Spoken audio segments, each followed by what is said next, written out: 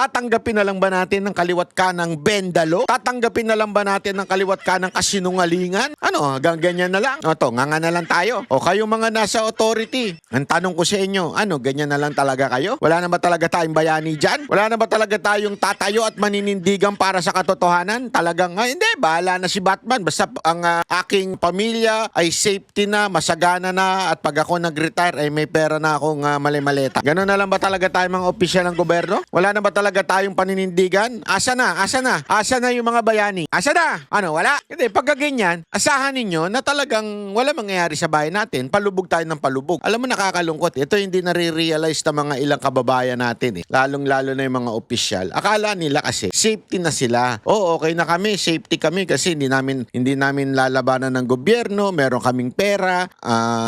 Marami kami na ipon para sa aming pamilya. Oo, totoo yan. Tama kayo. Safety kayo ngayon. Safety kayo ngayon. Pero darating ang panahon na kayo ay makakasuhan dahil sa mga mali nyo yung ginawa. At pangalawa, kahit anong gawin ninyong pag-aasenso at kuwari kayo nag-ibang bansa, ang tingin pa rin sa inyo ng tao, bulok kayo. Yun ang totoo. Ang tingin ng ibang lahi sa atin, bulok tayo. Bakit? Kasi ang gobyerno natin, saksakan ng korupsyon, saksakan ng baluktot na pamamahala. So, kung kayo ay isang public official, pagtanong pa lang, pagdating nyo pa lang doon sa immigration ng bansang binabakasyonan nyo na, makikita at malalaman ang trabaho ninyo kayo public official, pinagtatawanan na kayo kaagad. Bakit? Kasi kayo ay parte ng corrupt na gobyerno.